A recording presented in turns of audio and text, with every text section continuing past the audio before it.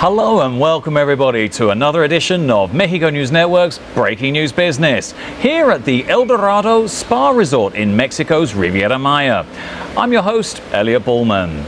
Remember to follow us daily on all our social media networks, Facebook, Twitter and Google+, and you can catch us on MexicoNewsNetwork.com for relevant stories and news. Let's start with today's show. Over the next 10 years, around 280,000 new jobs could be created thanks to the first 4 special economic zones, which represent 60% of all total formal employment in the states of Chiapas, Veracruz, Michoacán and Oaxaca from the past 15 years, according to a statement released by the Ministry of Finance and Public Credit. As of December 15, 2016, 8 states had signed letters of intent to host a special economic zone, which created the first step to formally declare the establishment of such zones in Progreso, Zihuatanejo, Lázaro Cárdenas, Tapachula, Salina Cruz, Ciudad del Carmen, and Champotón, Cárdenas, Centla, and Paraíso, and Coatzacoalcos, Nanchital, and Ixhuatlán, according to the Ministry of Finance and Public Credit statement. For the participating entities, the corresponding local congresses have already made advancements in the confirmation of their state laws of special economic zones. On December 20th, Guerrero promulgated its local law, and Oaxaca and Chiapas already approved the corresponding initiatives. Yucatan, Tabasco and Michoacán are also well on their way to developing this process. According to the statement, currently in the zones that are eligible to host a special economic zone, more than 6 out of 10 people are in poverty, 2 out of 10 in extreme poverty, 65% of people work informally, and only 1 in 10 people employed are employed in highly productive activities such as manufacturing. Requirements for the zone include: they must be located among the 10 federative entities with the highest incidence of extreme poverty, establish themselves in geographical areas with a strategic location for the development of productive activity, and be established in 1 or more municipalities whose population is between 50,000 and 500,000 inhabitants. In my view, special economic zones could be a component that drives up competitiveness in the states that they're part of. In other news, in the wake of the tragedy that killed 33 people at the San Pablito Tultepec fireworks market, vendors are lobbying government officials to rebuild the market. Less than a day after the blaze, concerns grew that the government might close the market forever. Thousands of families depend on the fireworks industry for their living, and Tultepec, on the outskirts of Mexico City, is known throughout Mexico as a premier destination to stock up on pyrotechnic supplies. During the high season, which runs from August to the end of the year, vendors at San Pablito sell close to 100 tons of fireworks.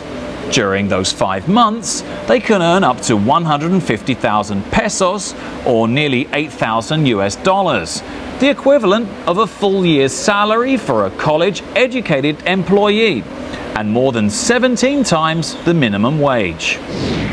In an interview with local radio, the General Secretary of Mexico State, José Mansur, said that a day after the blaze, vendors were already asking him how soon the market could be rebuilt.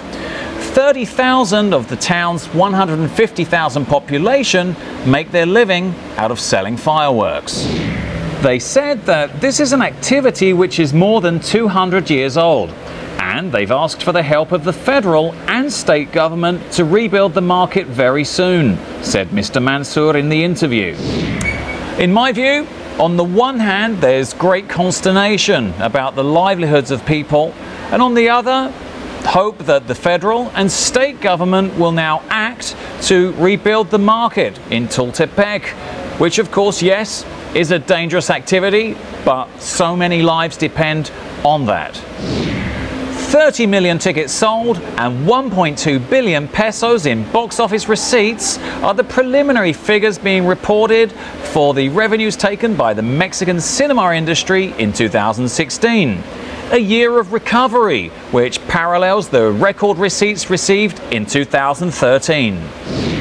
2013 was a record year for Mexican cinema with 30 million tickets, but the only problem of the so-called Derbez year was that half of the revenues came from just his film alone, No Returns, which sold 16 million tickets and collected more than 600 million pesos, while the other productions didn't achieve good results. But in 2016, Mexican cinema distributed 6 films which managed to sell over 1 million tickets, and distributed another 8 which managed to achieve sales of over 500,000 tickets. So it was really good news. 4 of those films exceeded 100 million pesos at the box office. ¿Qué culpa tiene el niño? With 277.7 million pesos. No Manches Frida, with 222.2 million. Treintona, Single and Fantastic, 135.6 million. And The Legend of Chupacabras, with 100.1 million pesos. In 2016, 160 Mexican films were produced. The government, through funds and incentives, produced 80 films and 29 short films. The cinema constitutes 8.4% of the total of the audio-visual media and 0.03% of the GDP of the economy of the country. In Mexico, the film industry has grown above the national economy, being almost 7 times more dynamic than the whole economic activity of the country. According to data we received from IMCINE, the Mexican film industry last year employed 2,630 people and paid salaries in the region of 274 million pesos. Did you know that Mexican film industry requires inputs from 97 different industries? This was all for today. Thank you for joining me here at El Dorado Spa Resort in Mexico's Riviera Maya. I'm your host, Elliot Bullman. Remember to follow us on Twitter, Google and Facebook, and follow us on our website, MexicoNewsNetwork.com, for relevant stories and news. Until next time.